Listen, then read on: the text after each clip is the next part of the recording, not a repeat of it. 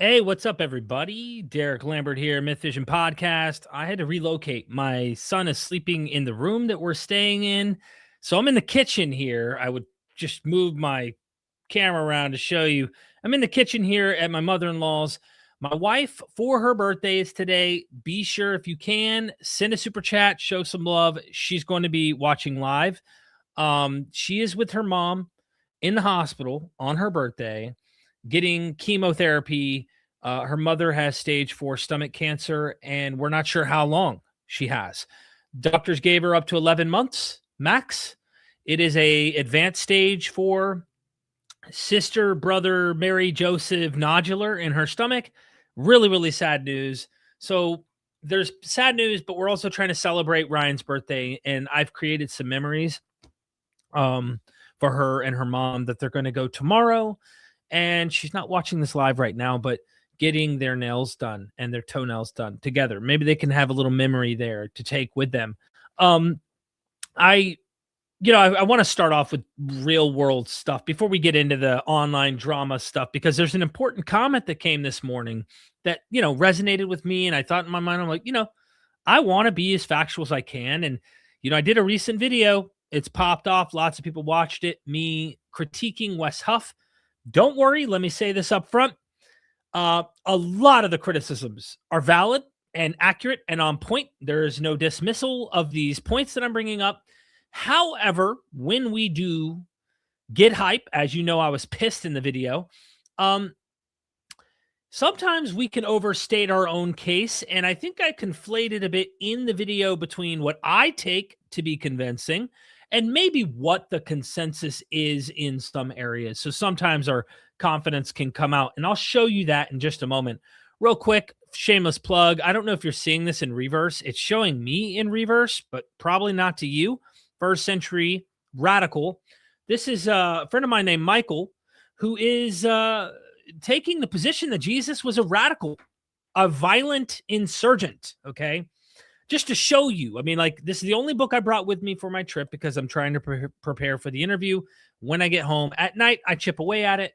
And he has a reconstruction of Jesus that is a violent, revolutionary, messianic figure like those we see in some of the cases in Josephus. And just to say that my final statement that I say in the video that I'm going to self-critique, because I think it's important I do, is that I say something like it's the majority of consensus of scholars, or something like that, reconstructing Jesus is pretty much out the window. And that's not the case. There's a lot of scholars in the mainstream do think they can reconstruct Jesus. My critique of that is there are so many Jesuses that they reconstruct. That's my point. It's super flexible. So the state of affairs seemed a bit overconfident in some of the things I may have said during the video. Specifically, that last statement in the entire video, if you stayed that far, I overstate that statement, and I'm incorrect about that. But there is a trend. There is a trend, especially if you read the Next Quest for the Historical Jesus. Many scholars, even historicists, they're not mythicists. They think Jesus existed. They're getting more and more eerie on going, hey, reconstructing this guy, we're like, really? Where are we going with this? They're getting tired of it. They think it's almost like a vain. You're doing this in vain. Like, you're not going to really get the guy, right? A lot of them do. I'm loving this book because, first of all, it's a radical Jesus, and there are pieces of evidence in the Gospels that I'm like, why aren't scholars paying attention to some of this radical rebel type Jesus stuff? Anyway, mind wise.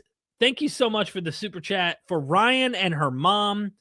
Thank you. I really appreciate it. It is her birthday, and her mom and her are spending the day at Duke University in North Carolina getting chemotherapy, trying to help her extend her life as much as possible, because it is absolutely,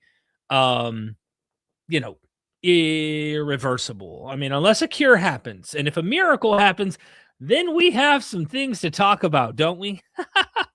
Someone said, just to be on the safe side here, society, past, present, future. Wes Huff said 99%. You didn't do that. That's a fact. No doubt. No doubt. You're 100% right. I mean, look, guys, gals, everybody in between, like I am trying the best I can, to be honest. I don't want to sell you bullshit. I want to give you the facts of what I honestly think, but I also get carried away sometimes. For example, if you watch that video, I go through Mark Goodacre. I go through the two-source hypothesis, which is a predominant view amongst scholarship, whether even a lot of scholars that are on the more conservative side even grant that, you got the Q two-source hypothesis.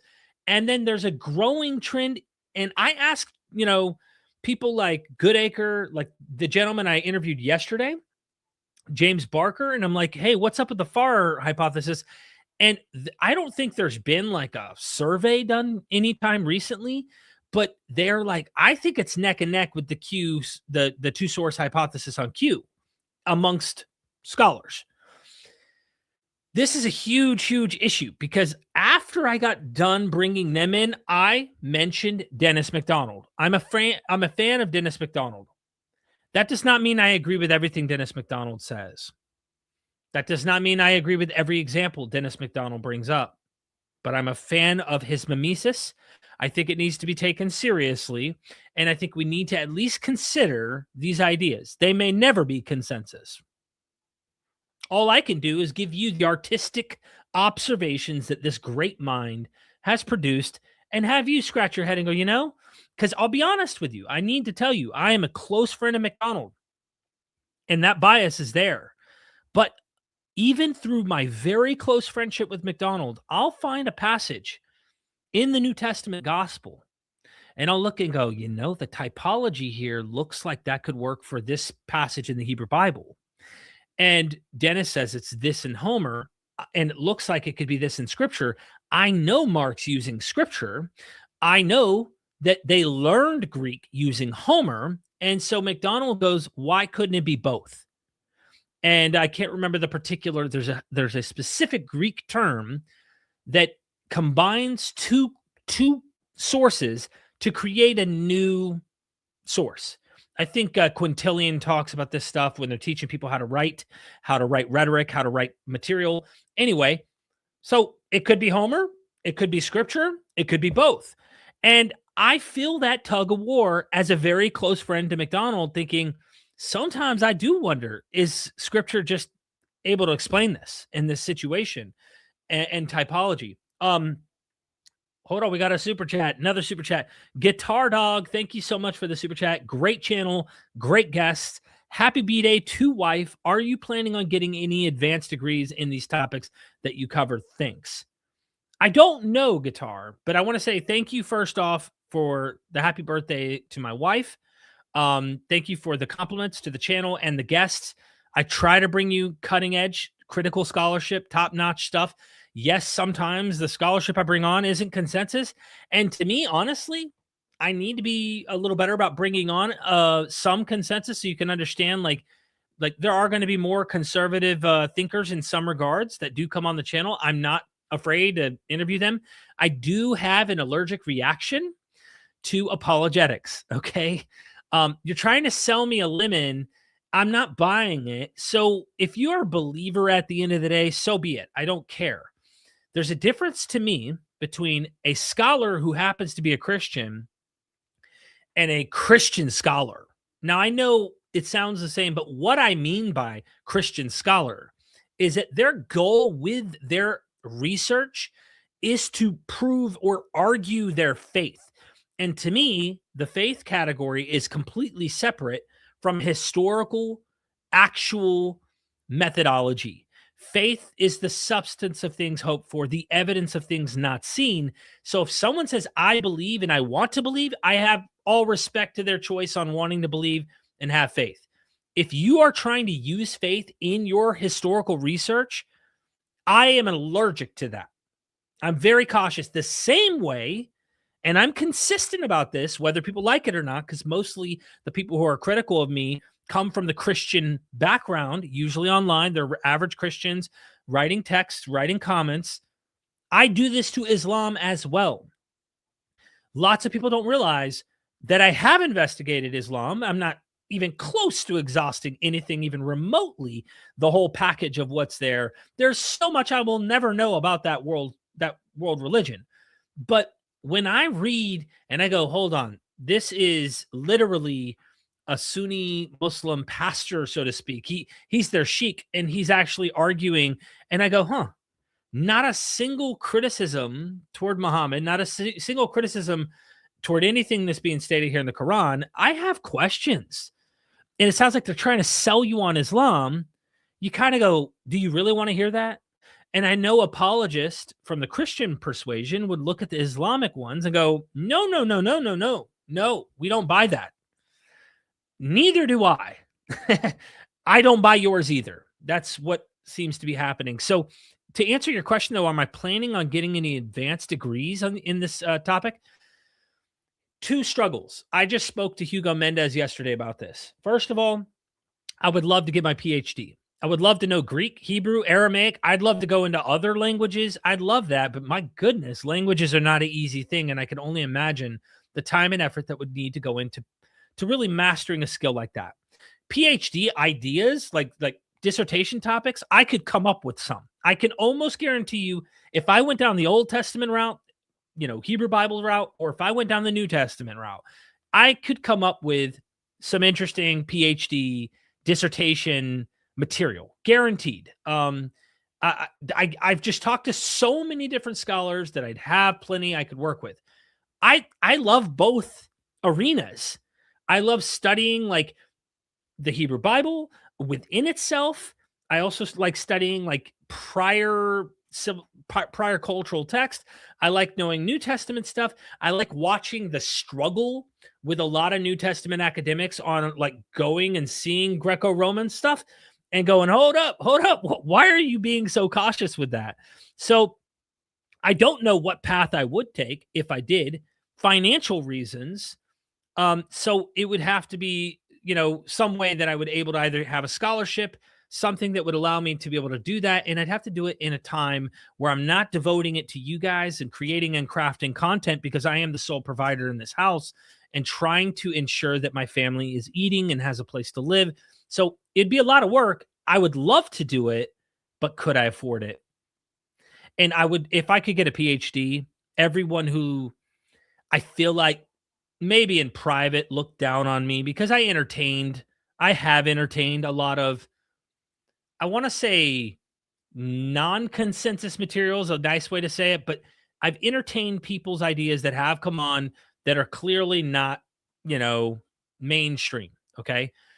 If I could wrap my head around this stuff and actually get a PhD, get very skilled in it, then, all of that goes out the window. It would at least earn me a badge of honor, and they'd go, okay, respect. He knows what he's talking about. We just disagree, and here's why.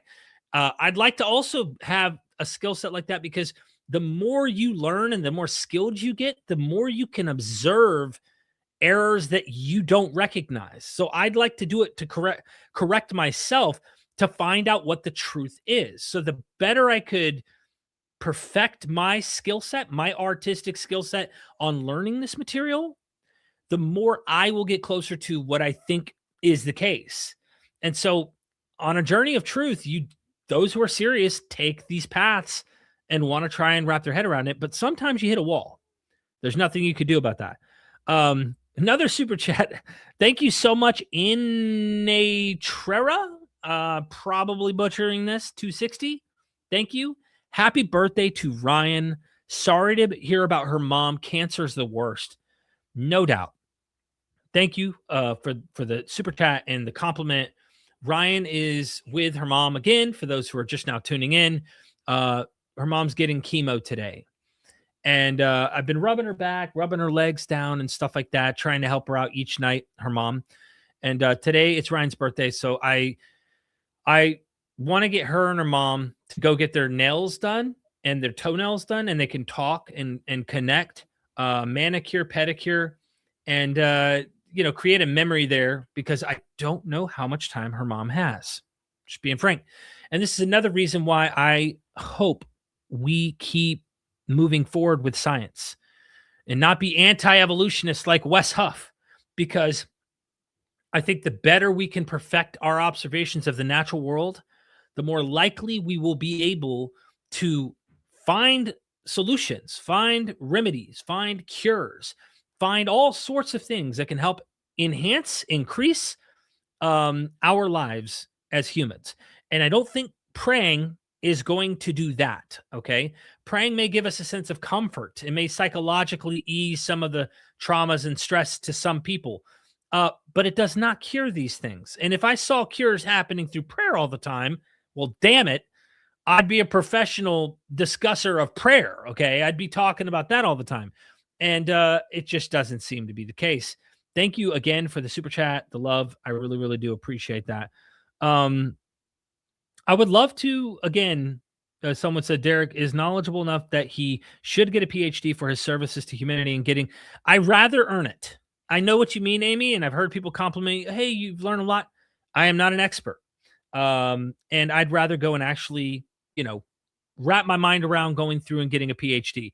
This guy right here, this guy's a troll. We saw him yesterday popping in. But yeah, it's really, really interesting how a lot of Muslims get really defensive. And it's not even a video about Islam, but they came in yesterday. We were talking about asking a gospel expert about, gospel material and New Testament stuff. And they're just like, Islam, you can't defeat Islam. We're true. We're right. You're wrong. We win. That's been what they were doing the whole time. Just in case you're wondering who this is, I don't know who this is, but that's what they were doing.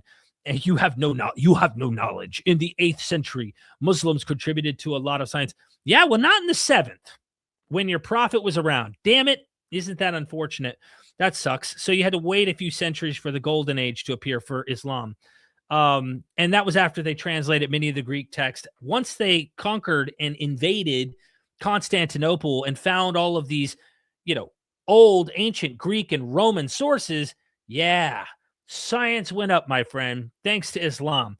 And then, of course, 2 centuries go by, back into the dark ages for Islam due to fundamentalism and belief in the Quran and all of the really horrific religious things that come with that, thanks to Islam. But back to the topic, I want to share with you guys a comment here I think is very important.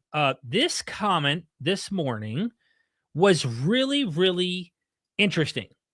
And I think there's constructive criticism in this comment. How gravely, I believe.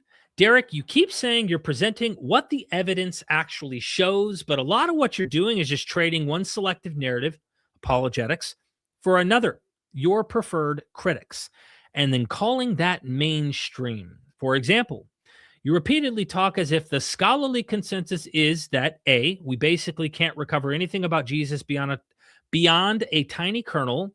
And this right here is a valid critique according to mainstream scholarly consensus. This is not the mainstream scholarly consensus. This isn't even factoring in the fact that I believe when we talk about consensus and scholarly consensus, we do have a problem. I want to address this really quick, and I think this is important. There is a huge difference between a scholar who probably goes to an institution who has to sign a faith waiver that isn't even allowed to go beyond the boundaries of what they've committed to through, and there's many of these academic institutions where the scholars have to sign some kind of a statement of faith to be in line with the college they're learning from. These are problematic. And these people, if they're PhDs, contribute to that consensus. It's almost using Arif here, and I don't know if I'm pronouncing their name, Arif, the Muslim here.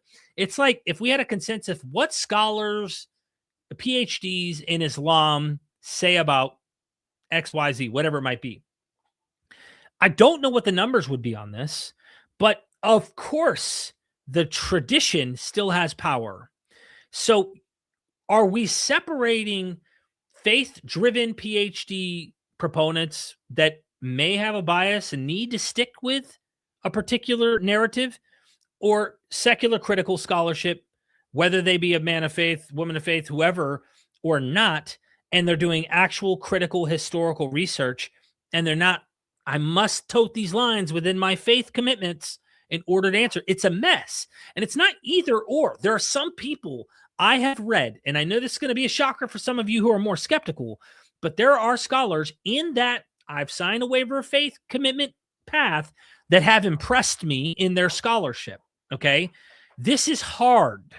This is not a black and white always situation, but it has to be factored in when we're weighing the consensus, when we're weighing what's going on here. And if you did read The Next Quest for the Historical Jesus, a whole compendium of academics contributing to the recent scholarship on, from a critical scholarly point of view, where we're at on Jesus studies and reconstructing Jesus. And there are various scholars in there with different takes. Even Del Allison Jr., which I recently interviewed on his book on Jesus, has become more skeptical on reconstructing Jesus and knowing what he actually said. He's like, I just generally think this about him. I get a feel for the guy through the text, but I don't try to nail down sayings. I don't try to do all that. Like, it's not that simple. It's just not that simple. So, let me see here. Look, stop mocking Islam. I don't think you're qualified. Stay with the corruptions of the Gospels and the Greek literature, which Jesus has nothing to do with. Look, we're already getting fans in here. Oh, goodness. It's interesting. I can't even do a video on Christianity without Muslims coming in and getting offended by me literally talking about this over here, and they have to bring themselves into it. Like, it wasn't even about you. This was about Wes Huff and the New Testament. And you literally come in here like totally like doing apologetics for Islam and trying to defend it. I don't think you have to be overly qualified to read actual critical scholars in the field of Islam and to make opinions about it.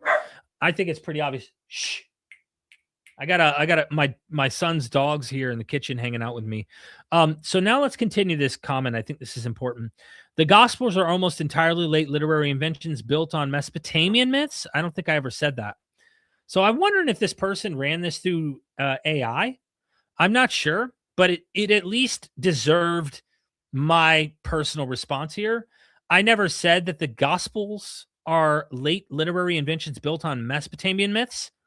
I said Genesis. So maybe that's AI conflating, or they mistook that. I don't know. Greco-Roman tropes, absolutely. There's no doubt about that. Pseudonymous forgeries, that is consensus. So whoever this Hal Gravely is, it is consensus that all four Gospels were anonymous. Okay, they were not, their names of the authors were not initially in these texts. That is a consensus scholarly view, period. And yet you almost never acknowledge that many qualified scholars, including non-evangelicals, disagree with these maximal skeptical conclusions. Well, hey, if it makes you feel better, I'm saying it now. There are plenty of scholars who don't agree with many of these things, but you'd be hard-pressed, in my opinion. Go ahead and find me the countless critical scholars, non-evangelicals, who say that the Gospels are not synonymous forgeries, or at least synonymous. So you added the word forgeries, but that the Gospels themselves were synonymous. There was an anonymous author behind the four Gospels. Show me gospel or experts who say that. Anyway, so continuing, accept more historicity in the traditions and date more New Testament books to the first century than you let on. So I don't know where I've led on that like all the New Testament books or something are second century. There are scholars who say that. It is not mainstream. And I think that's unfortunate. They've taken that. When I literally said 2nd Peter is second century, most scholars would say, now I would even argue, I couldn't put a number on it, but most scholars say it's second century. So when Wes Huff says that 99% of scholars think that the 27 books, that includes 2nd Peter, were written in the first century, that is false. That is just completely wrong. and it misleads everybody who's watching, right? You also frame issues like the gospel dependence, Mark, Q, Far, etc., Acts date, the authorship of the pastoral, Second Peter, Second Peter, John's beloved disciple, oral tradition versus literary creativity, and even the nature of the Greco-Roman biography, as if the questions were basically settled in one direction, when in reality, these are live contested debates with a spectrum of positions, not a monolithic consensus that neatly backs your rhetoric against Wes Huff. This would have to be unpacked. There's so much here. There are two mainstream positions, Far hypothesis, two source hypothesis. Those are the main two. There are others, but those are the main two. Then Acts dating, I think the consensus is 80-90 is what most scholars, and I wonder if they're factoring in more conservative traditional scholars into this dating of Acts, though I have heard even Bart Ehrman try to put Acts in the 90s, 85s, 90s. And I find that extremely unfortunate. I need to make a moment for that. That's important. Okay. Taking a moment to, I've missed some super chats anyway, so it's perfect timing to come back.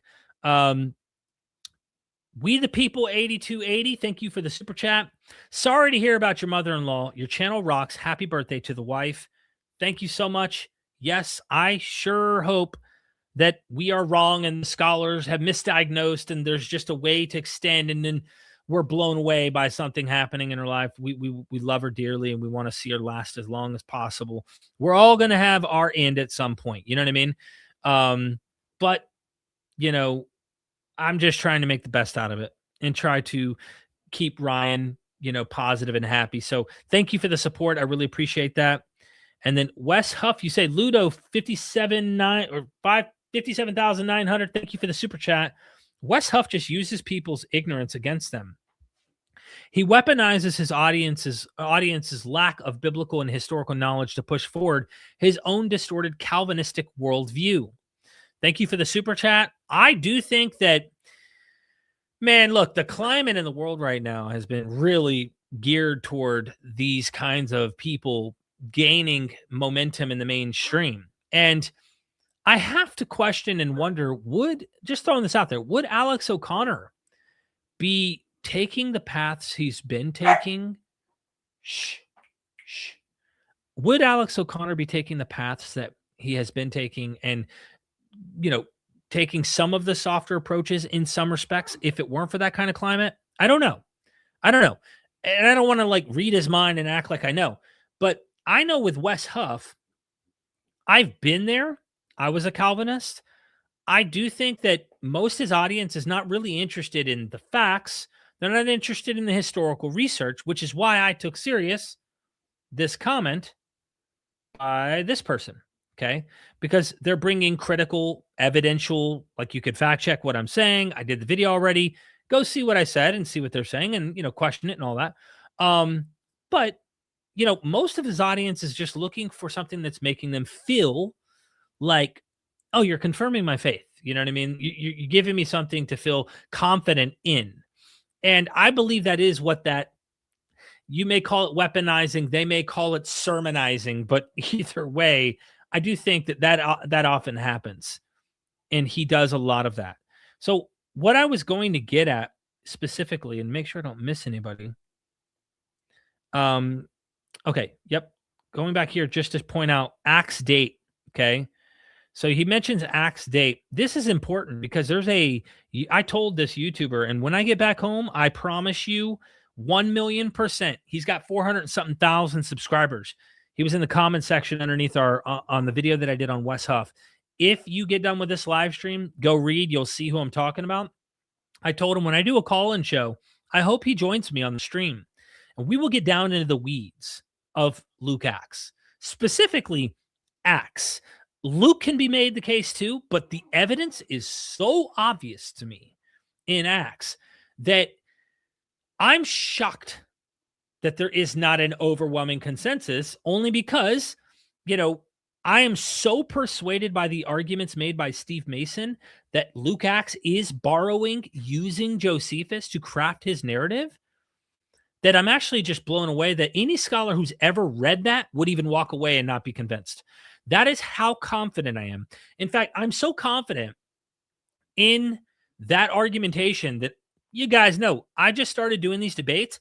I hope this guy comes up on the show when I make the call-in show and we go into the weeds, because I can't wait to show you and everyone else what's right in front of their eyes to show you why Luke Acts has to be, at least Acts. If someone wants to date Luke a decade earlier, and there are very few scholars who try to separate those works and say Luke was written by someone different than Acts, most scholars just say same guy, both books.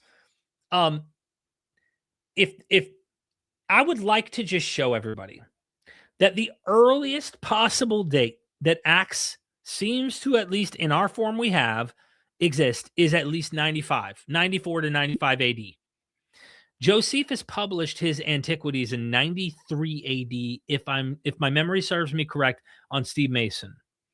There are pieces of evidence in Acts that are so obviously Josephine that I guarantee, I almost want to bet right now on this, in the coming decades, if the whole scholarship doesn't get completely hijacked by tradition and conservatism, if real rigorous historical research continues and people are sincerely researching this stuff for the facts and the evidence, I can guarantee you that will become consensus. I don't care if it's a handful of 10, 20 scholars in the world who've bought this position. I am certain, as one can humanly possibly be with historical probabilities, that Acts is borrowing from Josephus. That's how confident I am. And I'm predicting in my mind that in the next decade or two, as people take more seriously the work and consider what's being argued there, that you have to date Acts that late. And that's why I say it's more likely an early 2nd century material. And Mark Goodacre, who I texted yesterday, told me that John knows Acts and knows, Luke, all of the synoptics, right? Which would then make John later than Acts. So this 70 AD, pre-70 AD, post-70 AD, I don't know where that debate's happening that Wes Huff's talking about. Maybe he's talking about it like a local college that he knows of. It wasn't framed that way. But I don't know many scholars who actually debate John's gospel being pre-70.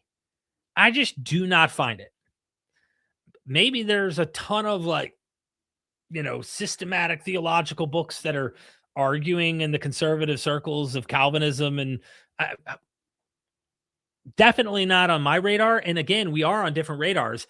This guy is sticking to conservative. Like, this guy reads Lydia McGrew and Tim McGrew not critically. Like, he buys their arguments because they're trying to argue for the most maximal case of the historicity and truth of Christianity.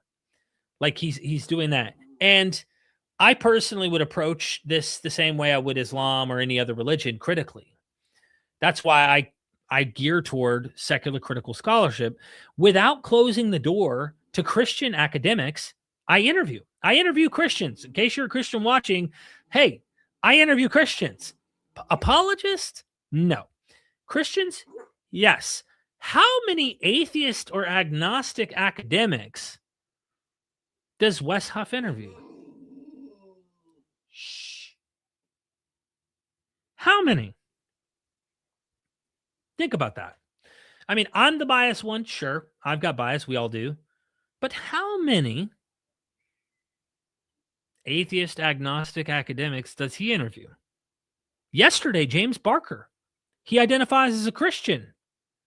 Now, yeah, he's not your conservative, completely insulated. He's a bona fide, critical, brilliant thinker. He identifies as a Christian. Isn't that interesting? Why would I have an academic who's a Christian on my channel if my whole goal is just, you better be an atheist, you better believe like me? I wouldn't. And my point is I'm not interested in making everybody atheist. I'm interested in people being more mature and educated in their views. That's been my goal. And sure, if becoming an atheism gives you the freedom and joys to life that you didn't get under the prison of whatever worldview that's caused you harm, good. I encourage that too. So anyway, I don't know why I went on that tangent, but I did. Bakken, thank you so much for the super chat. John would come after Acts, second Pentecost. Jesus breathed on his disciples. Hope your wife and you have a great birthday celebration. Yes, I'm going to take her to dinner tonight. So we're going to take the family to dinner tomorrow. Her and her mom are going to go and spend some quality time and get their nails done and their toenails done. So I look forward to that. Look. Juanita GC, thank you so much. You have had plenty of believers. I know, because I was annoyed a bit. Well, thank you for being honest. And again, understand that my goal is not to proselytize at all. My goal is to give you critical thinking, and I'm not a believer, but I'm also not so biased that I can't learn from people who have these views. But I noticed there's a huge trend. The only time I've heard apologetics or apologists have people on the channel is when there is debate. Okay. When there is debate, it's not common that you find it. I have had interviews that I've set up in the past when working with Bart Ehrman, where Michael Jones from Inspiring Philosophy or David Wood interviews Bart Ehrman. Those are years back. Okay. They have done that. I try to make something happen to where we could somehow, mix up some of the scholars that people will have on. But yeah, I'm not going to deny I have a bias. I do. There's no doubt about it. But again, I think I'm getting off topic to what this video is about. And I think it's important we get back on the tracks and show you. Feel free to super chat, of course. You get to interrupt all along the way. I am thankful for it. I'm going to be using these funds to help with my wife's birthday, and tomorrow with the gift I'm giving them for quality time, since we aren't sure about how much time they have. So back to the commenter here that I think had something to say. 2 Peter, come on, that's consensus. John's beloved disciple. This goes into this weeds. This is why I wonder if it sounded like a very intelligent commenter, but now it makes me kind of wonder, is the commenter conflating a bunch of things? Is this AI? Because it was an intelligent comment, critique of my video. And I wanted to admit I made a mistake, a boo-boo at the end, specifically at the end. And then the phrasing and how this was rushed to try and get out as a critique against Wes Huff, because I've been gone from home for 8 days now. It'll be over a week that I'll be gone from home before I can get back home and start editing. I'm using a laptop to do this live stream and my microphone that I'm taking with me. There's two things, main positions. John's beloved disciple is traditionally understood as John, of course. And there's a way in which they say, like John chapter 21, that he recently dies and passes away. So they're trying to explain this internal gospel material with a recent passing of one of the important disciples of Jesus in the late, first century, 80s, 90s, and whatnot. But what Hugo Mendez does is points out that this character is a literary figure.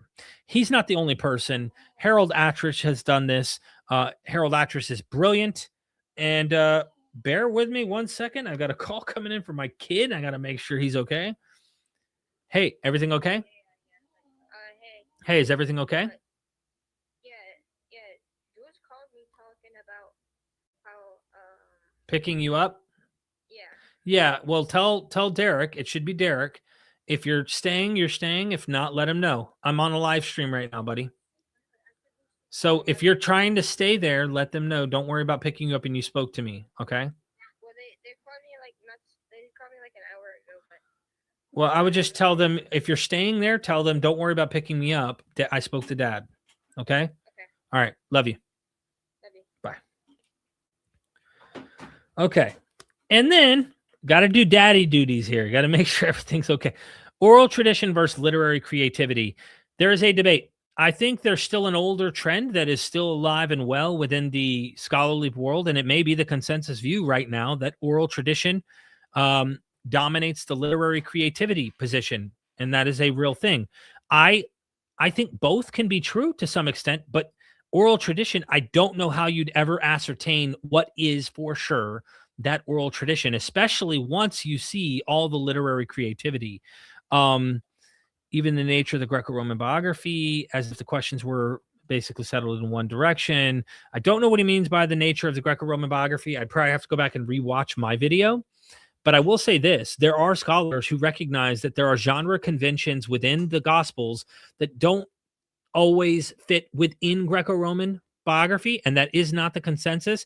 The consensus is that the Gospels are written in Greco-Roman biography, and no doubt. The book of Acts is disputed.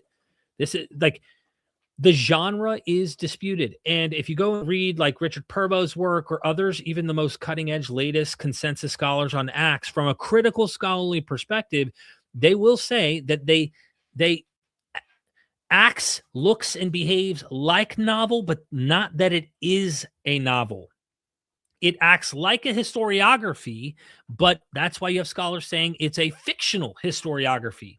So the genre placement and trying to pin that stuff down, really this whole interesting comment this guy wrote, Hal Gravely, and I think it's worthy of a response. If he actually wrote it or they wrote it, I don't know, what their gender is. It doesn't matter to me. At the end of the day, whoever wrote this, it was a thoughtful one. If it was AI, makes sense why it was able to put all this into one quick little packaged thing. If it's a real person, even better, in my opinion, because it tells me that I wasn't nuanced enough in my video. And that's important to recognize, which is the point of why I wanted to make this video. I did make a mistake at the end of the video. I mentioned this earlier in this live stream, where I pretty much phrased it as if we can't, like, that scholarship, the scholarly consensus is that we basically can't recover anything about Jesus beyond a tiny kernel. Okay. That is I should not have used scholarly consensus here. I don't know what the scholarly consensus would be. I imagine it would be in favor that we can recover something, or they think that we can reconstruct something about Jesus. That is an error on my part, and I admit up front. However, I should have done a better job of saying where I'm very open to, views that do try to reconstruct Jesus. For example, as I brought up earlier, this gentleman, Michael, in the first century radical, does try to reconstruct Jesus as a first century militant radical, not like John Dominic Crossan does, where he says that he's kind of a pacifistic, nonviolent protester and then gets himself killed. Well, this guy says, no, when you reconstruct the scene of him cleansing the temple, violence is in the midst. So if you take the construction of the temple, the cleansing of the temple scene as historical, I can't see a peaceful guy running into the temple, disrupting and driving the animals out with whips and whatnot. That seems like an aggressive protest. You might even say riot-like behavior. And this guy thinks Jesus would have been like that. Plus, you got to ask yourself, why does Peter cut someone's ear off? If you grant the historicity of a lot of this stuff, the dude cuts people's ear off, right? Like with a sword. A peaceful, non-violent group holding swords, walking around using swords, anyway. So the guy had a constructive critique. I admit that's where I overstated and mixed in my own personal biases, and open to changing my mind on these things too. Like if I read this book and I find I think, I'm convinced more, for example, or any book, that there's more that we can recover, I think, about Jesus. Sure. But there is a growing trend, and this must be stated. There is a growing trend of doubting what Jesus said, what Jesus did, all of that. I mean, that's been for decades, and that's becoming more and more prevalent. Just go read any cutting edge, critical, scholarly text. The Next Quest for the Historical Jesus. I think Robin Faith Walsh devoted like one sentence to the quest of Jesus in her chapter in that book. And she says, all we can know, this is how critical, skeptical, this is a problem for those who are very conservative and want to stick to tradition. She pretty much devotes a sentence, and I'm not verbatim, I'm roughly spitting out the sentence to say, she says, well, all we can know about Jesus is what the author says about him. So we only know about Jesus through a guy that's saying this about Jesus, meaning it stops at the author. We cannot go beyond the author to Jesus. That's how skeptical a lot of scholars are becoming. And using terms like consensus, that should not be something I care to even frame, because imagine we entered into the realm of Islam again. I'm trying to take us to a safe place where even Christians would agree. And you found out that 80%, 75% had to sign a faith waiver in their institutions. And most of them are doing this to become sheiks. Most of them are to lead at mosques. Most of them are to become important leaders in Muslim believing communities. And you're going, hold on, they get a weigh in. They weigh into the argument, and they get to be part of the calculation of the consensus that determines what the scholarly consensus is. That would be problematic, you would think. I think most of the people would be like, hey, I'd question how the consensus makes that big of a deal when you do have that kind of consensus, okay? And Christianity operates in much the same way, that many people of faith, many people coming from a traditional background are involved in that consensus. Shh. Hey, buddy, you got to keep it down, okay? I don't think... Okay, I'm just seeing if there was anyone around. I was going to say I might need to let the dog out here shortly. I've already let him out like an hour ago, but he's still barking. All right, what did I miss here? Scrolling down.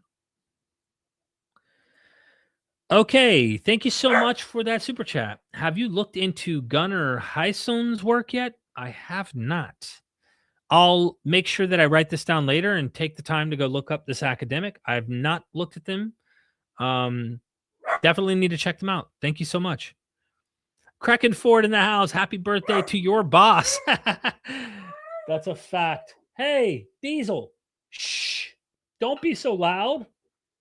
I know you're celebrating. Thank you so much. John F. White in the house, ladies and gentlemen. Kraken Ford, mythologist. I sure hope that people go subscribe to you. Thanks for showing some love, man, and coming in here and dropping a super chat for the wife. I really appreciate that. Charlie Eli Shiva, thank you so much for the super chat. Happy birthday, Miss Lambert. Thank you. Thank you so much. Really, really appreciate that. Look, I think Craig Ford would say, I've never found him. We have a video, by the way, John, I haven't made public yet, where you address the Jesus question, where you think it's just a story. Obviously, we're talking Bible scholars in that niche, and that's where a lot of this is coming from. I think it's Ludo, again, 57,900. Thank you for the super chat again. Gospel of John, 1st, 2nd, 3rd John, and Book of Revelation has a lot of Gnostic ideas. Crazy that those books and teachings are part of the canon of scriptures. The epistles of Paul have themselves Gnostic and Jewish Kabbalah ideas. There is a lot of strange material in all of these books that you're talking about. John, I mean, even in Paul, for example, many have talked about the archons, when he talks about in Galatians, the law was given through angels.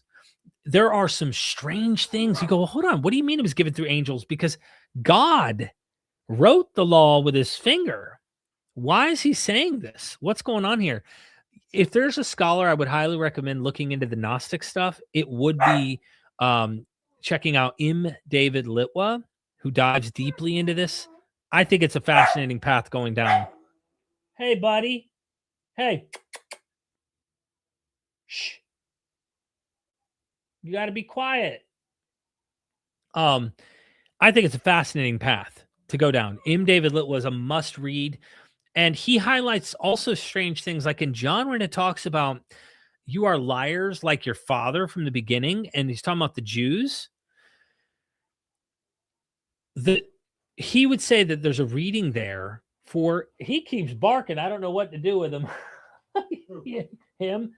Your little dog? Yeah, he's just barking away. I don't know. But he's been out, hasn't he? He has. I let him out about an hour ago, and he's just probably. He's just mad because the other dogs are running around. That's what it is. Hey, Sally don't need her keys. She found her keys. Oh, okay. I got them right here then. And that was Caden just called me. He tricked me. I thought it was Sally. I was talking to him. I go, Sally tricked me.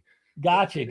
But he's wanting to spend a night there. But Yeah, I'm fine with that as long as he feels comfortable. That was my concern. But I didn't know if you were going to be here for the cake and stuff. If we go eat, we can meet him at a restaurant or something. I just figure it's not a big cake, but I'll talk to Ryan and ask He her. was saying Grayson and Layla will want to come over. And they use any excuse to come over. Yeah, but they will. They will. That's true too. I didn't want to do that to you. That's why I didn't pick up Gabe, because I said this is your house and I wanted to respect the boundaries. I mean, I don't, but they can't spend the night. Yeah. I don't clean everything up. Yeah, and it keeps happening. I understand. And they got school tomorrow. Right. And now she's got her keys. Yes, sir. Okay. Yes, sir.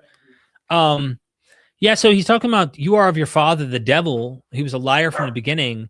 A lot of Gnostics believe there's some Gnostic texts that indicate the demiurge was evil and he was a liar from the beginning. And that this is a jab in the Gospel of John. Some scholars, not consensus, probably. I can't imagine the consensus. Is the consensus maybe somehow geared toward an Orthodox perspective? Something worth looking into. I don't know. And the other problem I have with the consensus and throwing that word around is like, how do we know what the consensus is right now without surveys going around, extensive surveys, and categorizing the consensus in a manner that says, hey, here's someone who, how do you properly assess that? And does this consensus in that regard really matter at the end of the day? Like, is the argument itself not what's most important? Anyway, back to the point is that they see something in John where the Jews, their father is a liar from the beginning, and this might be the demiurge or something. It's hard to know what to make of some of these things that seem to be very Gnostic-y. And M. David Litwa, in his book, The Evil Creator, covers some of this, but he also has new books that he's covered that actually goes into more material like this. I think that's important. But yeah, you're right. And then I got critiqued, by the way, Ludo, by this person in Hugo Mendez. Let me bring that part up.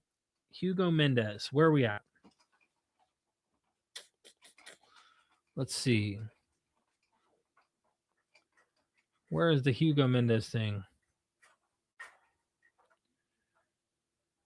Here it is. Mendez on John. So I don't know if I'm reading into this too much. Stop treating every critical hypothesis you like, Mendez on John, MacDonald on Homer, Miller on the mythic tropes, etc., as if it were the final word rather than one influential proposal among others. And so, they're right. I should obviously say, hey, there's a debate happening.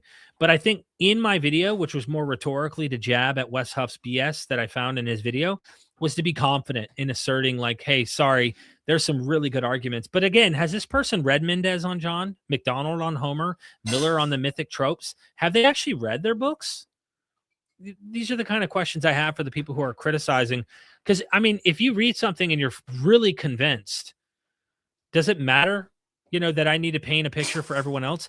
As long as I'm not framing as if, everyone agrees with this position and I'm not lying about it, and I'm convinced, I think my duty will be to better construct my videos, making it clear what I think and why I think it, and not try to use just authority to try and gear that as a case.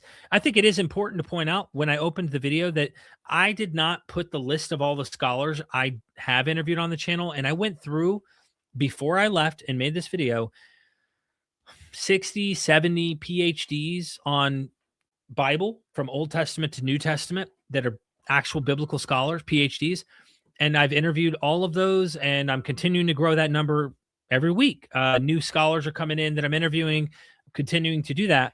So in a sense, I've collected quite a catalog of academics that have various views and they don't all agree. And that's normal. That's okay. That's expected. I just want to be very scholastic in my approach and not dishonest and framing it as if this is the thing. And I think some of my rhetoric was jabbing at the selling you a lemon, apologetic repetition, annoying framing that you find, and the fact that it's taking and running all the rounds of all of the popular podcasts. At some point, you would think, and I'm just speaking from the heart here, you would think they'd want like more engagement, debate on these big platforms, but it's almost like they want one thing to be heard in this regard. I'll give you an example. If they had more critical scholarly side, sure, I'd have nothing to bitch about. I'm bitching because every single one of these huge podcasts that have all of these viewers that are seeing this stuff, it's hard for me not to think this is for the views, for the gathering that attention of that audience that caters to that group think and that particular tribe of thinking.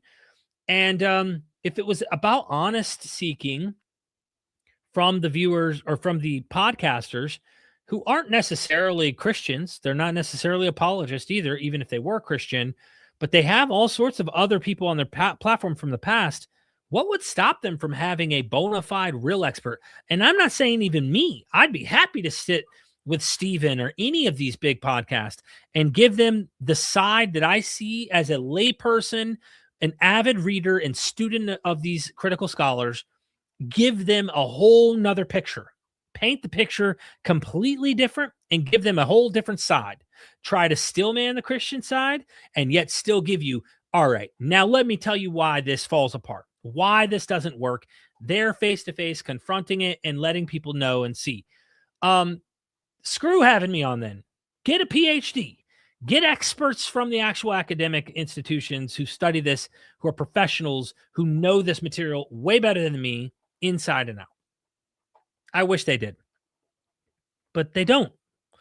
That's what kind of makes me go, what the hell's going on? Like, I've actually enjoyed, for example, A Diary of the CEO. I've watched several of the podcasts in the past, whether it was a psychologist, whether it's a neuroscientist, whether I've even watched some of his episodes with monks, like Buddhist monks, and they've been interesting. And I thought, okay, this is interesting. There's some cool stuff here. Then, like, the number one Christian expert, Wes Huff, comes on. I'm like, yo, what? Like, at least bring a 4-panel table and have them debate and hash it out like you did with Alex O'Connor. Like, get a mixed audience. Anyway, Ricky Johnson 7591, thank you for the super chat and being a member. Happy birthday to your queen. Thank you, Ricky. Really appreciate it. She will be very happy and thankful for the support. I could promise you that, especially with us having to travel. It's, you know, it costs money to make these trips and stuff to come see her mom and all. And anyway, I really do appreciate that, man. She's going to watch this later, but I don't want her to watch it yet because she'll see that I've already give away, like, we're going to go to dinner, surprising her with that. And then we're also going to, I'm going to get her and her mom, daughter, nails done and toenails done together. Okay, let's try get some proper pampering for the two ladies. Thank you, Mindwise. I really appreciate that. Oh, man, I really, really do appreciate that. It's big super chat. They will be pampered tomorrow, and I really do appreciate helping in all these ways because it costs. I don't even know what it costs yet, but I'm expecting easily for both of them to get their nails and toes done tomorrow and spend some quality time at one of those places, at least a couple $100 US dollars, of course. So it's like at least 200, I imagine, to get both of them nails and toes done tomorrow. So all of these super chats add up. They help. And then, of course, I'm taking the family to dinner tonight. So that costs. But I'm not being a pessimist. I'm trying to be honest. I don't know how long her mom has, you know, and it makes me think of my mom. And it makes me think, like, you know, every moment matters. Every single moment matters. And I know that every moment we make right now, the memories are going to matter when her mom does go. And I want my wife to feel like she got some fulfillment and enjoyed moments with her. And I'm trying to help her create those memories. And you are helping with that with the super. So thank you so much for that help and that support. It matters a lot. Beachcomber 73, thank you so much for the super chat and being a member. Happy birthday, Ryan. Thank you so much. I really do appreciate it. And I know she does too. Thank you. Looks like again, this happened yesterday. There's like an ongoing debate in the chat. Someone comes in and wants to slap you around with their Islamic apologetics, and people are just like, you know, it's distracting. It is. But you got to have fun.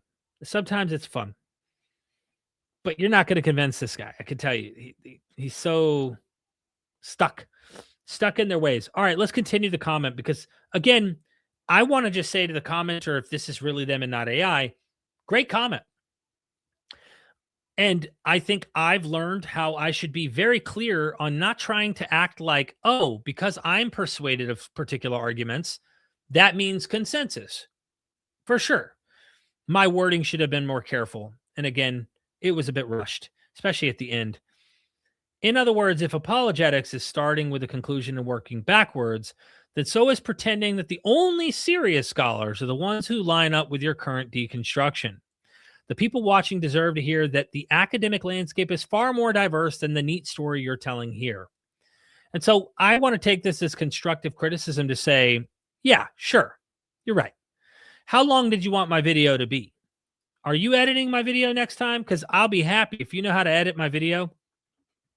If you want to do all the editing for me, I'll make the video 3 times as long. We'll cover the entire landscape of the scholarship so that you're happy. Or I'll just be more careful and say, this is what I think. But I think this is important to understand that there are different scholars who have different takes.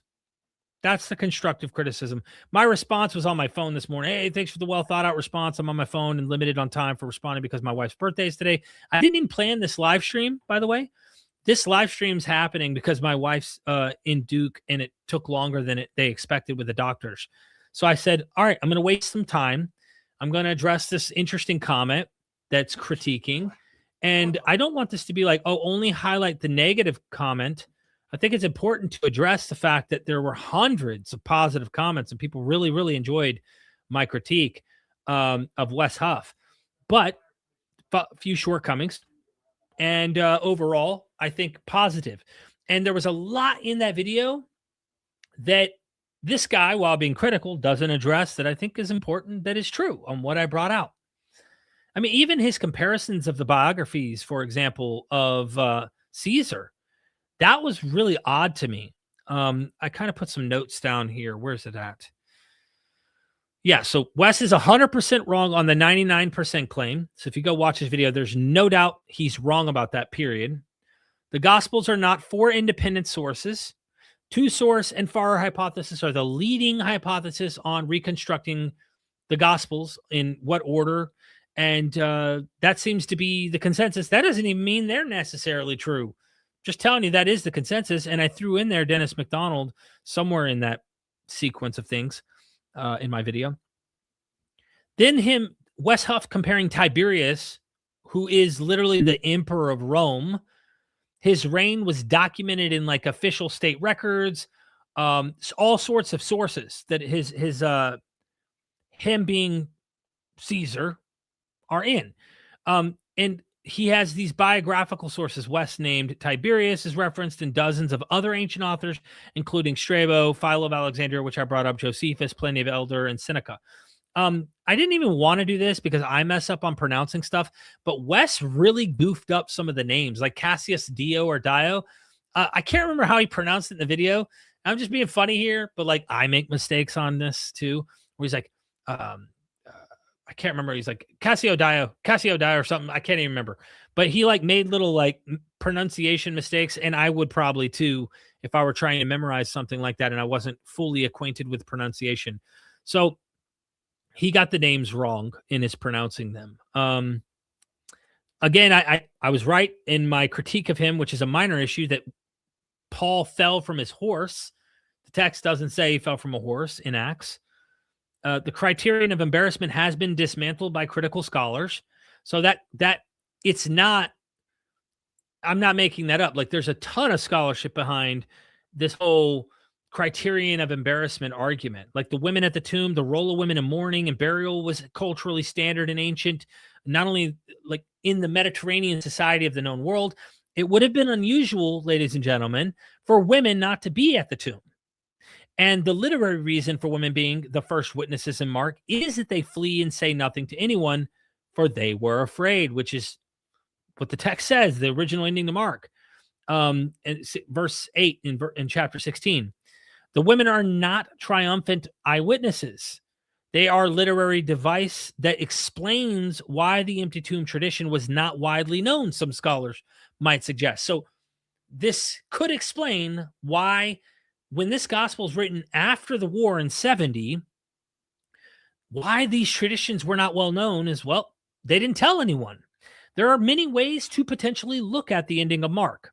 I have one hypothesis, not a consensus one. Maybe I'll publish on it someday.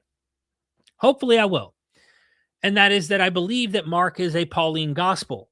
And Paul does not seem, when you read his letters very carefully, 1 Corinthians, 2 Corinthians, the super apostles, Galatians, with his antagonism with Peter, he does not seem to be a major fan of these other apostles.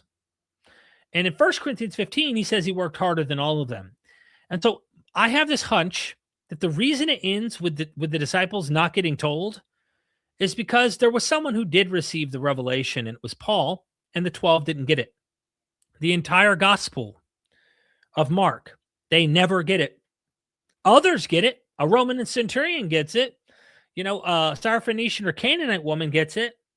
But the 12 never get it. They never get it. But Paul gets it. So it is speculation. I don't know how strong I could make the case, but I'll try to put something together.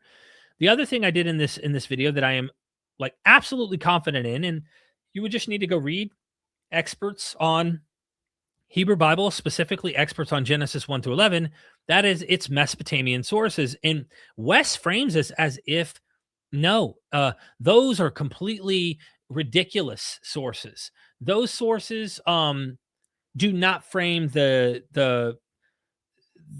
not even close to being like Genesis. They're so humans are just a complete error and mistake in those stories, and no purpose, no real meaning or anything like that. And so I'm correct about that. The martyrdom traditions, which he admits in passing, it's questionable. The fact that your own tradition has a lot of questionable martyrdoms, that's important to point out that Wes does. And then his theology on Calvinism, I think that's probably one of the hardest hitting ones for me. Is your God predestined literally everyone and their destiny on where they would go? You're a Calvinist. I don't even care if you're a 4-point Calvinist. And there are different kinds of Calvinists. You try to say, well, he died for everyone. I think that he's trying to soft pitch Calvinism in, like I said, pastoral language for a very broad audience.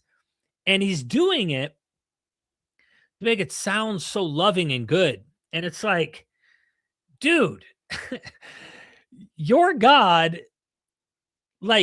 if you take the view I did, which I think is scripturally supported in many cases, he hardens people's hearts. Even in those cases, some Calvinists go, well, what he did is he lifted his grace, and by backing his grace off, their hearts became harder. Notice how they're he didn't actually directly harden their heart. He just backed his grace off. And then that hardens their heart, because we're all so desperately wicked that if God takes away any of his grace, that wickedness becomes more and more, obvious. And that's why, no, before they were born, according to God's election, Jacob I loved, Esau I loved. No, Esau I hated. Or Psalms 5:5, where he says, I abhor workers of iniquity. God hates workers of iniquity, but he loves everyone. So I don't think Wes has ever gone out and publicly made it very clear his theology on this. But if he's a Calvinist, which I know I've read elsewhere and heard him say he's a Calvinist, then how do you act like your God is all loving? Maybe he doesn't. Maybe he knows his God isn't all loving. And so I just think he frames things in a way that's one of the biggest things. This God, according to your view, predicts and causes.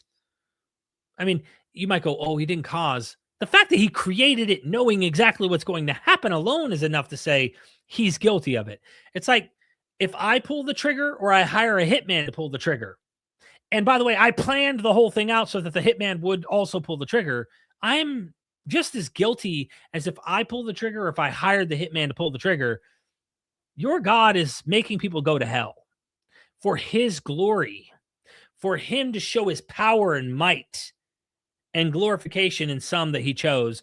That I know this whole theology inside and out, and I can't imagine, as popular as he is now, that he's ever going to frame things that obvious. But when there was internal theological debates with other Calvinists, we did discuss these things, and I found it really weird that they would talk about God having two wills.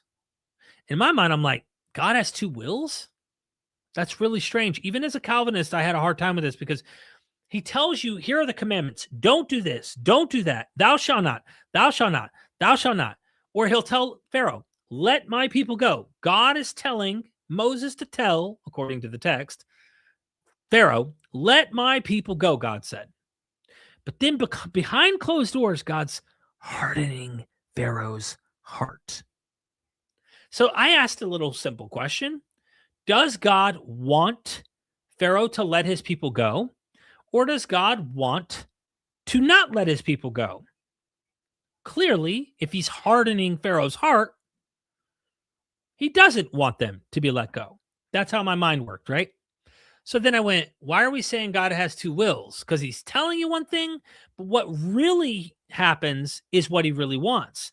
So Calvinists, because we're determinists when we're Calvinists, every action that happens is determined by God. He causes all things to happen. And so I just stopped saying God had two wills. Really, he only had one. He gives you these laws by which you're supposed to live by, but really everything that actually occurs happens by God. And that gets you into a real tickle, like a real bad pickle, because every crime, every evil, every bad thing God causes. And then you just quote Isaiah. I form the light. I form the darkness. I create good. I create evil. I, the Lord, do all these things. And of course, they will just probably say evil means calamities like natural disasters and get away from evil having any moral repercussions. But I don't want to go there. It's just a theological thing that they're trying to get God away from actually doing evil, causing evil. And I would just go there. I was a biblicist. I believed the Bible. I don't know how well that kind of message would work in front of hundreds of millions of people. Maybe he convinces the whole world of Calvinism. I think it's an ugly doctrine. Ugly. Okay. Let's see something here. Nicole So Rich, 9072. Thank you for becoming a member of the channel. I really, really appreciate that. Was there a comment near it? I was rambling for a minute there. I don't see it. Maybe it was maybe they just joined the membership randomly and didn't jump on the live. I don't know. I didn't see anything pop up. And then Ludo says, trust a book that displays Semitic myths, Gnostic and Kabbalah ideas, and doctrines opposing Old and New Testament. How is it possible to still deceive with this book with all the knowledge available?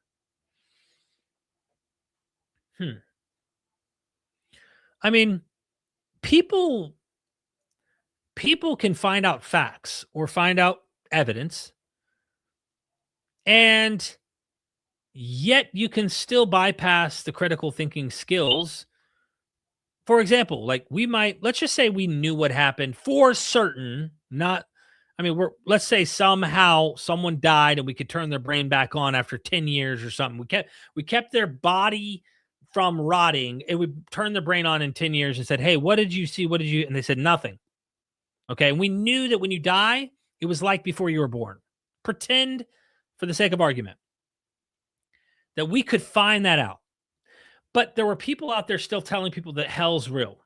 But we knew empirically, pretend we knew empirically that when you die, you go to sleep like you were before you were born. No memory, no nothing, no pain, no nothing. You just didn't exist.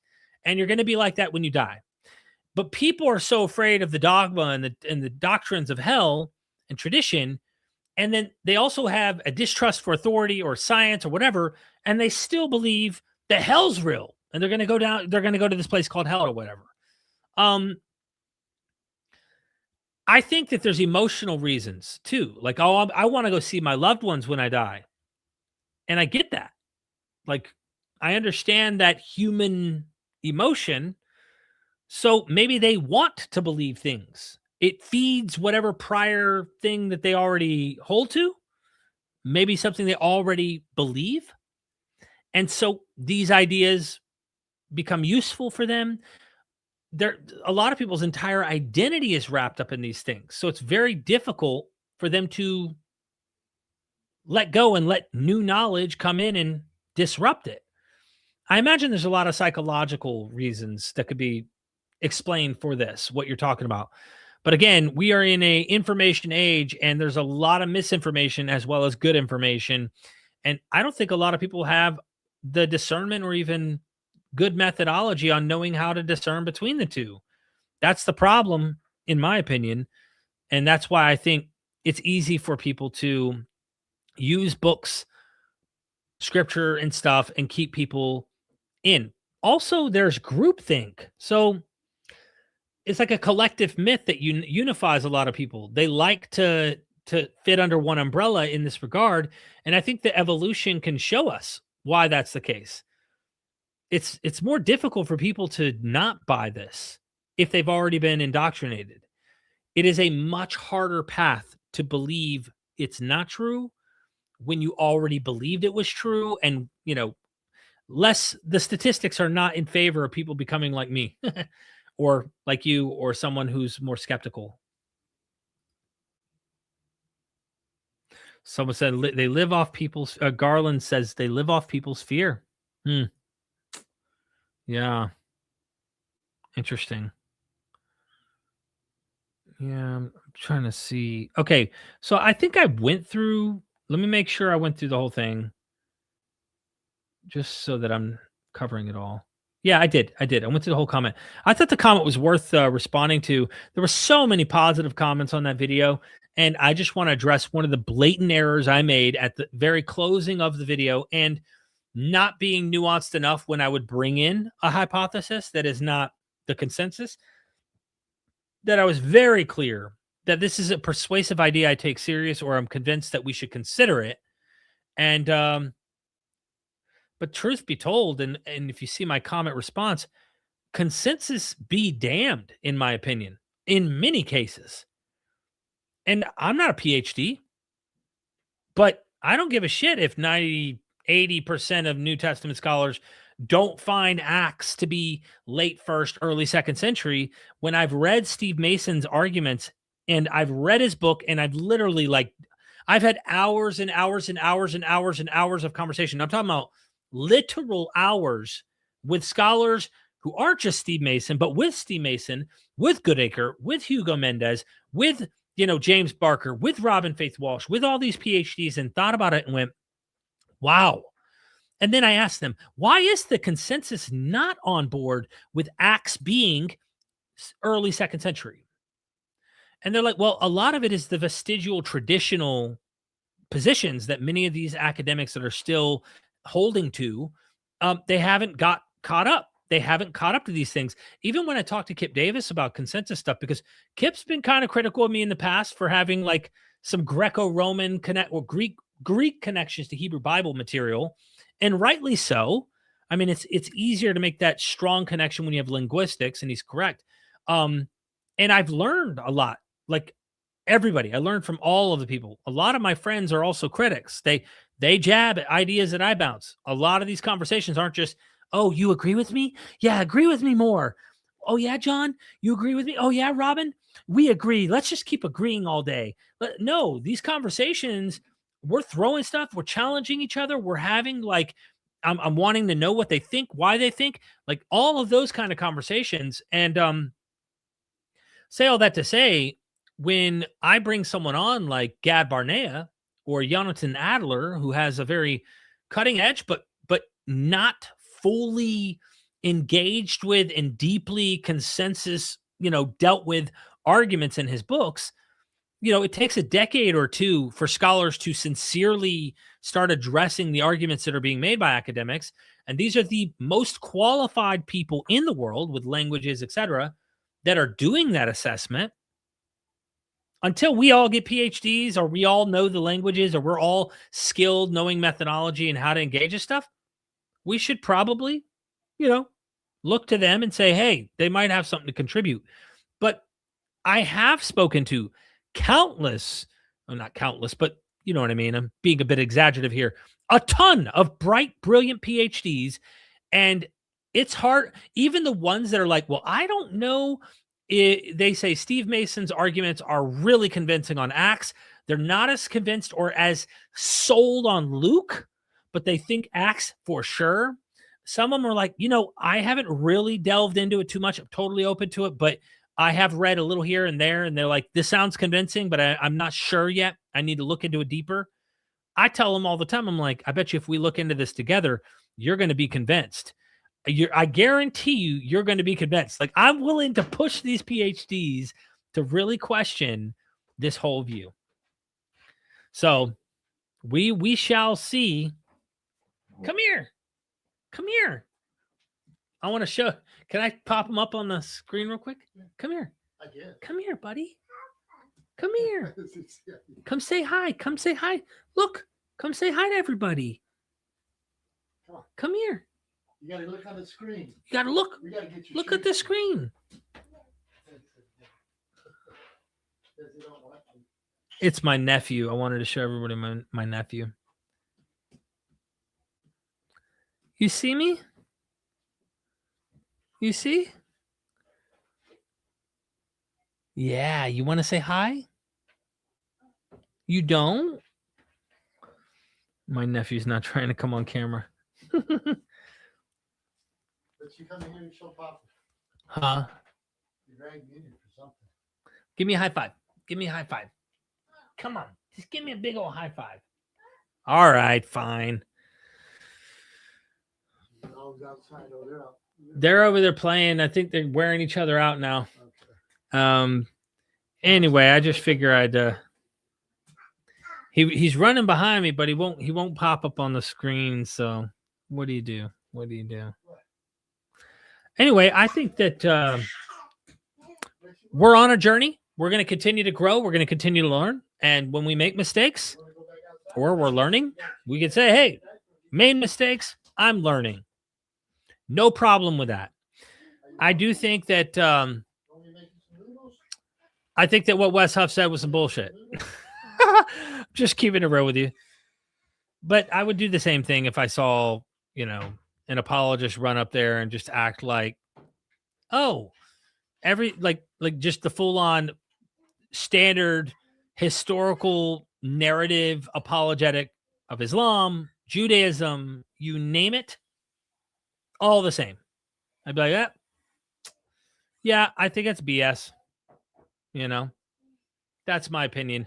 And it was sad that the Diary of a CEO interview was framed as like Richard Dawkins' New Atheism or Bible or Christianity's true. And it's like, dude, what about just the field of critical scholarship when it comes to the Bible? You know what I mean? What about that? You want to get some milk? Yeah? Come here. Give me a high five. High five. Yeah. There you go, buddy. All right. Ludo says ChatGPT is a good scholar. Also, Derek, be careful with ChatGPT. ChatGPT, along with other AI, often hallucinate quotes, and they're good references for quick lookup stuff. Don't get me wrong. You can find stuff that can help you. It's like Googling stuff. But you have to be very cautious when you're actually doing real work, trying to actually find stuff. It will hallucinate sources. So be mindful if you ask it for a source, be very specific to say, provide me with the primary source, provide me with a link to that primary source and where I can actually find this reference myself so that I can check it with my own eyes.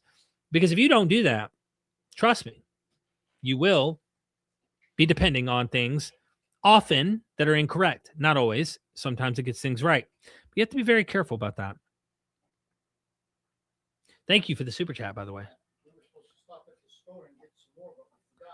All right, I'm trying to see.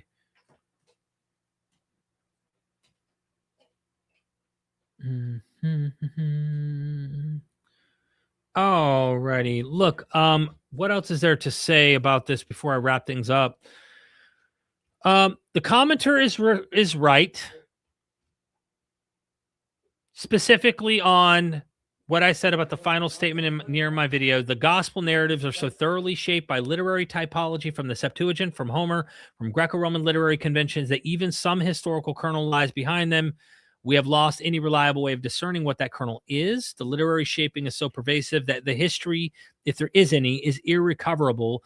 And this is not a radical position. Well, this is mainstream critical scholarship, I said. That is an overstatement in terms of mainstream critical scholarship, but I don't know how we would be able to confidently recover a lot of the things that are described about Jesus without coming across some archaeological or something more solid other than a literary text that is so heavily literary in the sense that it's doing typology, it's filled with legend. Like, I don't know how we could be confident. And that's why a lot of scholars say, like, they're not so sure. But that is not to say that there aren't reconstructions. Bart Ehrman, Paula Frederickson, Dell Allison Jr., E.P. Sanders, for example, John Meyer, all these people, they all have done reconstructions. And, McDonald on Homeric mimesis, again, even some of the scholars I have that are fans of what he's doing are critical of many of his own specific parallels that he makes. So you don't have to agree with the scholar on every detail in order to say that he might have something right. He's got something good to contribute.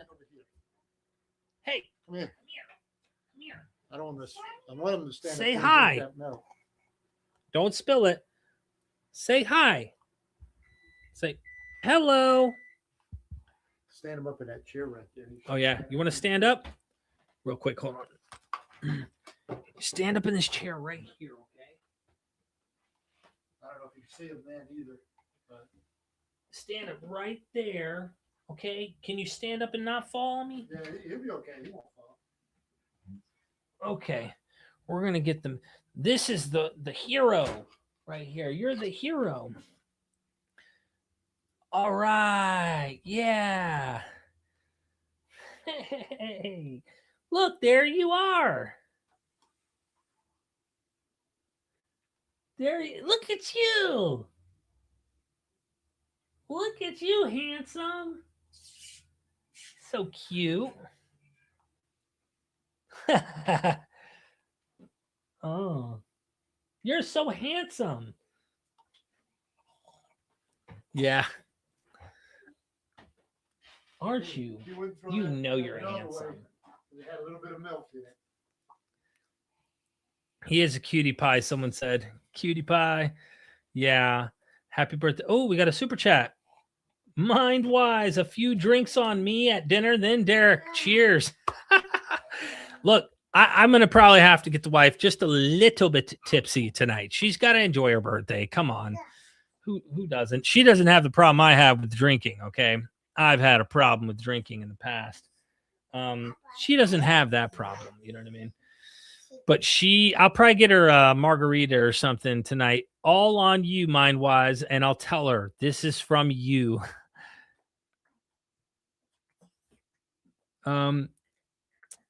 You want to come over here? Want to stand right here on my lap? No, you're shy? You're shy? Okay. Okay, don't fall, buddy. You want to get down? Okay, be careful. We gotta get that diaper changed back. Let's go get that diaper. We'll come back and The co-host must be paid in ice cream. Yes, thank you for the super chat. Yes, ice cream for sure. They love all that. Popsicles, ice cream. They're so cute. Yeah, he is a cutie. Seriously, thank you so much for the super chat. Nutrera. I think it's Nutrera. Natrera. Forgive me if I butchered that. He's holding his juice like wine. He's Dionysus. I will definitely be driving for sure. For sure. Make sure she's good. Make sure she's good. Hey, look, I really appreciate everybody. I'm not sure I covered everything. The dating on Acts, my goodness. I hope we can get into the weeds on this with some of these people that are in the chat laughing at the late date of Acts. Richard Pervo, We got Steve Mason, of course. Who's the other scholar who wrote Tyson? Joseph B. Tyson. These are scholars who've wrote some really interesting critical stuff on Acts. I know that, M. David Litt was convinced of this. There's a ton of critical scholars that I'm talking to, and we've had like ongoing discussions about this. I hope when I'll have to make a stream that is targeted toward, you can't dodge, don't try to escape, don't run and talk about some other crap. We got to deal with this. We got to deal with this, and we got to deal with this right here. I want to bring up Theudas and Judas in Gamaliel's mouth in Acts chapter 5 and 6. I want to address why the chronology is not matching that in Josephus, but even more details. We're going to get in the weeds. I got a documentary coming, fam, and I'm about to tell you, I have not told anyone this. This is important. So if you stuck around this long, you are an elect chosen. You are the chosen, okay? Hear me out. I'm going to say this as clear as I can. I have an editor that helps me to edit some of my content. And she did the entire 3-hour project. When I tell you 3-hour documentary project, edited, was going to export the file and had a power outage. The entire 3-hour documentary of it's all about Luke, Acts, and Josephus, borrowing Josephus, written by Steve Mason with all that he's learned since he published in the early 1990s on this topic. He has updated ideas. There's much more. He's sharpened his arguments and everything. He wrote the script, 3 hours, power outage happened, the entire documentary erased. Literally, it took her the entire month. I pay her monthly to help me edit. The entire month it took her to edit that video, and it all got erased. And I saw the files that are in her. It's not like she made that up. I saw the files in there. She was distraught, crying. I'm talking like, I felt really, really bad. Very sweet. Felt really, really bad. And so I gave her a different project, which is the recent project that we saw me talking about. The Bible endorses slavery. It's worse than you think. She edited that. And then I asked, are you able to go back into the Josephus one again? Because I really could use that video. And she said, yes, I'm ready to get back into it. She almost didn't want to touch it again. She was thinking, I need a break from this. 3 hours and I lost the whole thing. She has the files, like the images that she created to help make the video, but she lost a 3-hour documentary and it took a whole month to edit. So 3 weeks or so from now, we should be seeing this documentary. I sure hope no power outage or nothing goes wrong. I told her maybe by the end of each day when you're editing, export the file. Just don't add music in the background yet. Just the audio. Export the file. And then at the end, compile them all together in case something like that happens again. That way you don't end up in that pickle. But you do need to see this documentary. All the haters are going to hate, but you're going to have tools that you can go out on the internet and you see anyone talking about Luke Acts being, even Bart Ehrman, who said 85. Sorry, Bart. This has to be after Antiquities of the Jews, which is 93. So it has to be late 1st or early 2nd century. Acts cannot be earlier than, unless you want to argue that like pieces of Acts existed and it's a rolling text and it somehow ended up, that's a whole nother rabbit trail. It's kind of silly. But yes, frustrating. Very frustrating. I do hope everybody, when you see it, understand, give her some praise. When you see the documentary, give her some praise. This will give her inspiration, and I'll tell her to check the comments out. I might do another live stream and tell everybody, drop some comments, show her some love, because she worked very hard in producing the content. Leave him alone. I got a young dog. It's an American bully, and it likes to mess with the older alpha dog that is not a big fan of this young, wild-acting young bully dog. It's an American bully.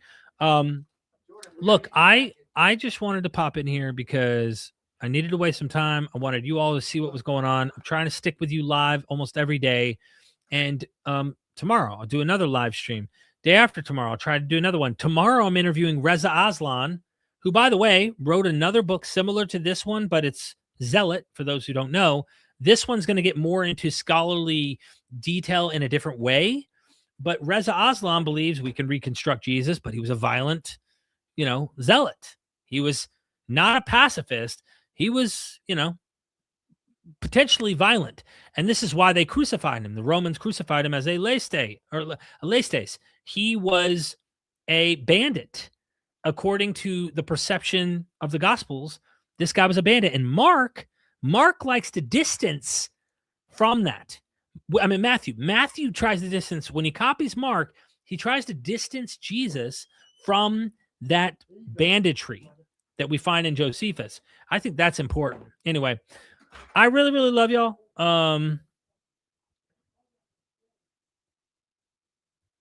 I really just want to make sure I didn't miss anybody. Yeah, I didn't miss anybody. Okay. That'd make me feel really bad if I left anyone hanging in terms of questions, super chats, or anything. But I'm going to get ready for her to show up and then surprise her by taking her and her mom to dinner and the kids. I'm going to take all of them to dinner and surprise them. And of course, I've got to go to the bathroom and I'm going to go up to the waiter or waitress and say, it's her birthday. We all sing, happy birthday to her and all that. She won't know. And I'll just be like, yeah, my stomach wasn't feeling good. And then boom, happy birthday to you. You know what I mean? Then tomorrow I'll get her a gift for her and her mom. Thank you to everybody in the chat for the love, and definitely not the Hillman vibes. The word lestes does not need to be monopolized by someone online who has the weirdest interpretation on the planet. It's a very well-known term, and Josephus uses it for several insurgents types of Jews, messianic claimants that were attempting to, do various things, from Theudas, Judas, the Egyptian, leading revolts against Rome, all of that kind of stuff. The last thing they were doing is doing trafficking that he tries to say. So I just wanted to be honest and tell everybody I made a little bit of a boo-boo at the end of my video when I claimed it is the majority of scholarship, or seemingly sounding like it's just the mainstream consensus of scholars that Jesus can't be reconstructed or shouldn't be reconstructed or something to that effect. Truth be told, I am open to various reconstructions, and so are many scholars, and they all have different kinds, and not all of them align. And that's the thing. It's a struggle. Some of them have totally thought we should forsake this trying to reconstruct and to find the Jesus and to know what he did.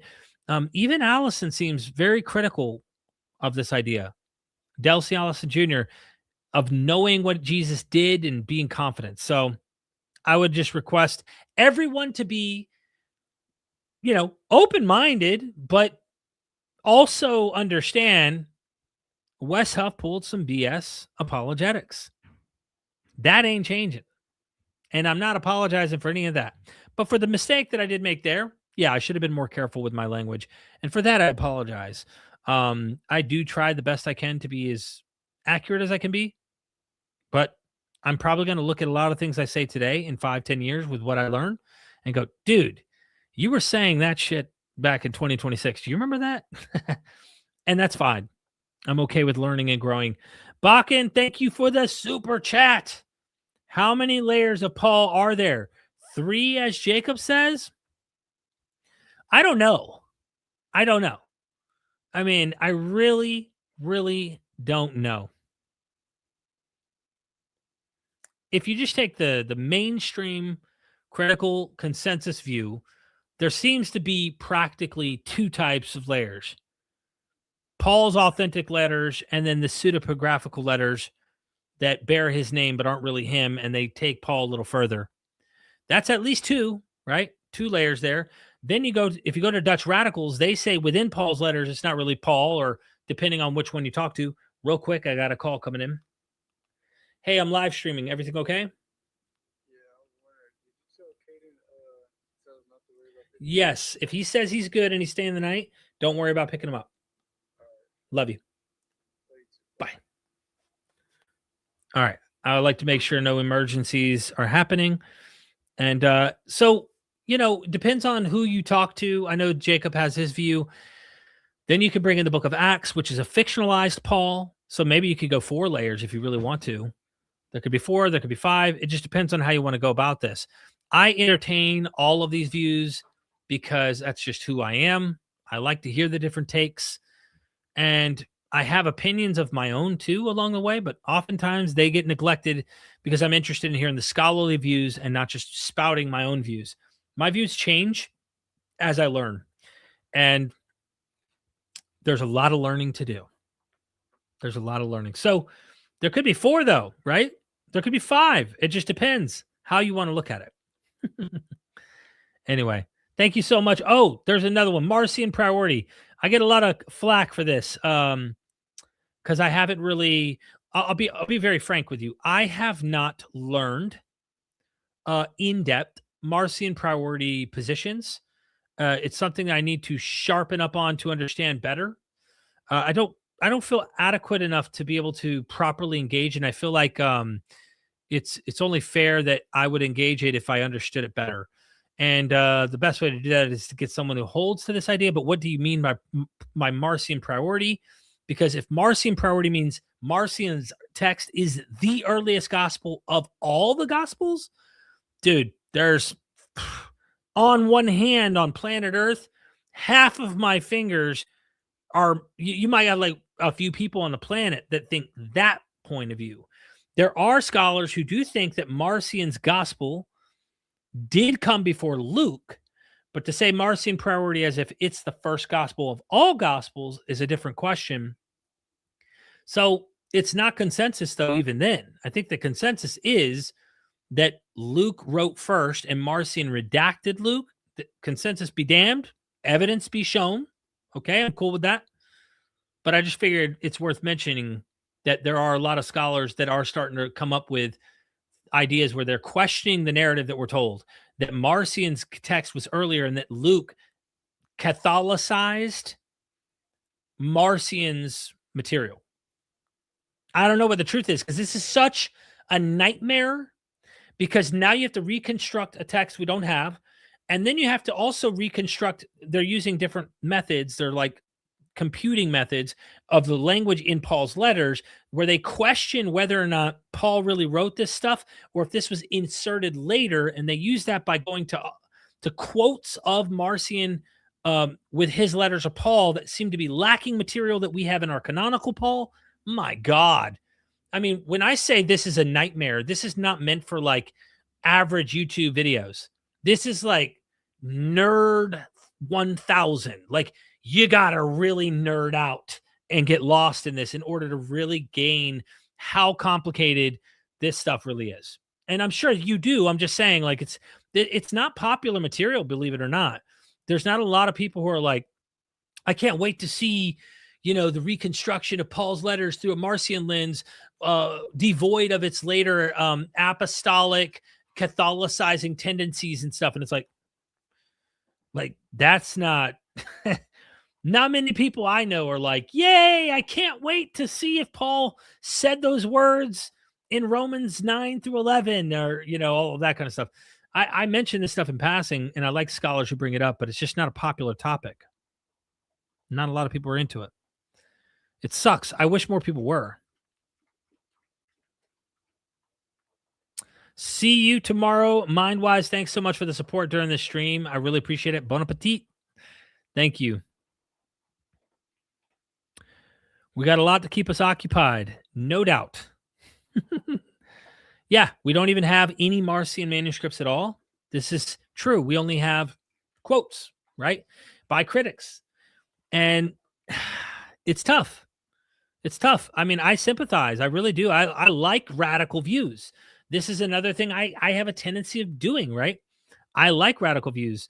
Check out Marcus Vincent. I've definitely been checking him out. I haven't, what I'm saying when I say I don't feel qualified is that I'm not fully immersed in knowing what their arguments are inside out and what the consensus arguments have been. So the way I like to work today, because I've caught myself doing things in the past where I jump onto an idea, but I don't know what the consensus view is I'd prefer to know what most scholars think about something, studying the radical view that pushes against it. That way I know why I've chose the radical view or not after really knowing what the consensus view seems to be. And sometimes you never know. It's flip a coin. You don't really know even after that. But M. David Litwell for Marcion stuff. Love M. David Litwell and Marcus Vincent. Great guys. I've enjoyed learning from both of them. By Marcion priority, I'm mostly talking about the Pauline epistles. Yeah, so I didn't know that Litwell shared the same critique of the Pauline epistles on Marcion that I know Vincent does. That's interesting. I mean, he probably does. I haven't spoken to him about it, but I know that I think he's persuaded that last I checked, Litwell is convinced that Marcion's text was earlier than Luke's gospel. I don't know about the whole, not really certain about the whole Pauline stuff. Ost GM, thanks for coming in. Rematch Jay Dyer. By the way, I love Fallout myself. I see the avatar. He completely cooked you last time. It's funny how like the Christians will say he completely cooked you. I made a joking video saying he can completely cook me. He proved nothing. He just does rhetorical games and he's rhetorical. Again, if you're really, really interested in Jay having an actual engagement with me, I've already offered on the truth of Christianity, New Testament and Christianity. He has denied a debate. Why aren't you guys harassing him? Why don't you go to him and say, man, why aren't you debating myth vision on the things that he's willing to debate you on? Because he demands we do tag bullshit. I don't care about tag. I really don't. I'm not interested in doing this stupid tag nonsense. Honestly, it gets old. So if you're interested in actually seeing that, tell him, hey, stop, running from the debate that Derek offered you. It'd be cool to see his own fans do that. I'm going to get off of here. Sun's starting to go down. Wife should be home soon. We're going to go eat dinner. I really, really appreciate everybody. Thank you so much. Transparency is important. Wes is still wrong. And I just needed to tone down and be a little bit more nuanced in a script that I was rushing to get done while I'm walking out the door because my mother-in-law has stage 4 cancer and my wife needs to see her mom before she passes away. So it's going to happen. We're going to make mistakes, but I still stand by like 95% of what I said. I would have just worded things a bit differently. And there you have it. I love y'all. I'm out. I love you. Never forget, we are Myth Vision. Son, do you want to know what the truth is? After this, there's no turning back. You take the blue pill and you wake up in your bed and believe whatever you want to. You take the red pill and you stay in Wonderland, and I show you just how deep the rabbit hole goes. Remember, all I'm offering is the truth, nothing more.